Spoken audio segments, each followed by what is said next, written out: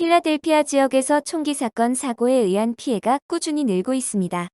필라델피아 경찰국에 따르면 올 들어 현재까지 351명이 각종 총기 사건 사고로 목숨을 잃었습니다.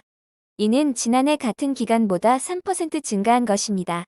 이는 필라델피아 지역에서 총기 사건으로 인해 이틀에 3명꼴로 목숨을 잃는다는 의미입니다. 총기 사건 사고로 부상당한 사람들까지 합치면 그 수는 1668명에 이릅니다.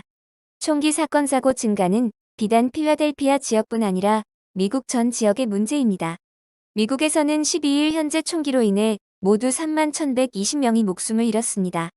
이 중 16,830명은 총기를 이용해 자살한 경우이며 나머지 14,290명은 각종 총기 사건 사고로 사망했습니다.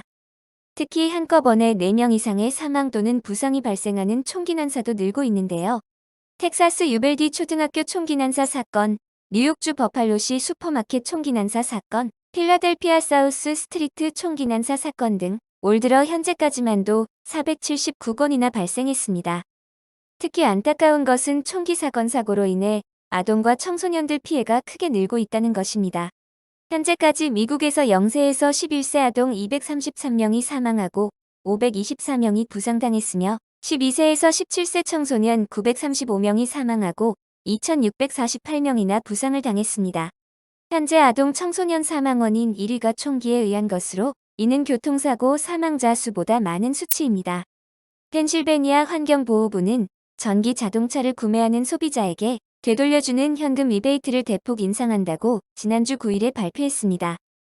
주정부는 새 배터리 또는 중고 배터리 전기 자동차 또는 트럭을 구입하는 개인에게 $2,000 또는 $3,000를 돌려줄 것이라고 말했습니다. 총액은 가구 소득에 따라 다릅니다. 이전에 받던 리베이트 금액인 $750의 2배 또는 3배 이상입니다. 환경보호부 라메즈 지하대 장관은 성명에서 질소산화물, 일산화탄소, 밀입자 물질, 이산화탄소 및 운송 부문의 기타 오염 물질을 줄임으로써 우리 지역 사회의 대기질을 건강하게 만드는 동시에 기후 변화와 그 영향을 늦추는 데 도움이 됩니다라고 말했습니다. 리베이트는 주에서 업데이트된 2022에서 2023년 대체 연료 차량 리베이트 프로그램의 일부 중 하나입니다. 또한 주는 $340만 폭스바겐과의 합의에서 받은 기금을 할당해서 주 전역에 16개 개별 위치에 54개의 충전소를 설치합니다. 충전소는 주요 교통 통로에 있습니다. 충전기는 DC 급속 충전기로 전기차를 20분에서 60분이면 80%까지 충전할 수 있습니다. 아마존 프레쉬가 브루몰 지역에 새로운 매장을 오픈했습니다. 새 매장은 브루몰의 2924 스프링필드 로드에 위치해 있으며 공식적으로 9월 8일에 영업을 시작했습니다.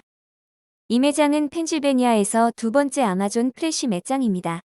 특히 브루몰점은 저스트 월크 아웃 쇼핑 즉 체크아웃이 없는 매장으로 펜실베니아에서는 최초의 지역입니다.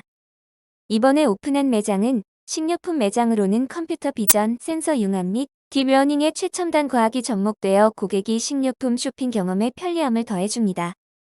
새로운 아마존 프레쉬 매장에서 쇼핑하는 사람은 누구나 고객의 아마존 계정 또는 신용카드에 연결하는 기술을 활용할 수 있습니다. 고객은 매장 입구 게이트에서 저스트 월크 아웃 쇼핑을 사용할지 전통적인 계산대를 사용해서 입장할지를 선택하게 됩니다.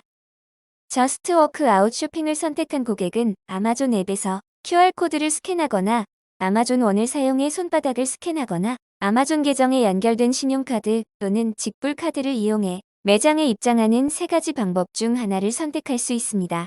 매장은 매일 오전 7시부터 오후 10시까지 영업합니다. 신선한 구운 빵과 주문 제작 피자부터 로티제리 치킨과 핫 샌드위치에 이르기까지 농산물, 육류 및 해산물뿐만 아니라 매일 매장에서 신선하게 준비된 다양한 음식을 제공합니다. 아마존 프레쉬는 이 매장에서 신규 채용을 진행 중이며 관심 있는 후보자는 온라인을 통해 채용 기회에 대해 알 수 있으며 지원할 수 있습니다. 환율 오름세가 브레이크가 고장난 폭주기관차 같습니다. 12일 현재 원달러 환율은 1달러당 1,378원에 거래되고 있습니다.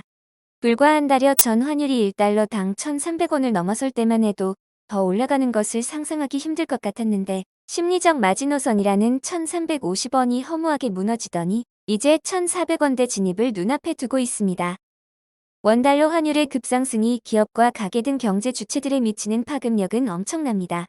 달러를 든 미주 한인들이 한국을 방문하거나 한국에 돈을 송금하는 경우 앉아서 10에서 20%의 돈을 더 번 셈이 됐지만 한국의 자산에 의존하고 있는 유학생들이나 주재원 등은 하루가 멀다 하고 올라가는 환율에 비명을 지르는 상황입니다.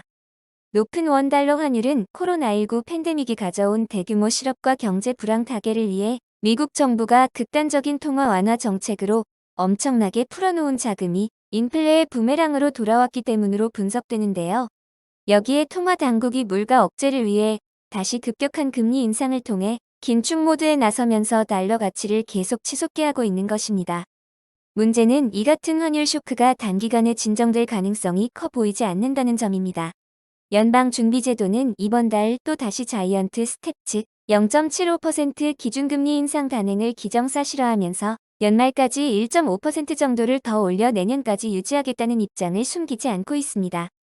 전문가들은 고환율 시대가 내년까지는 계속 이어질 것이라고 전망하고 가계나 비즈니스에서의 대책을 마련하는 게 필요하다는 입장입니다.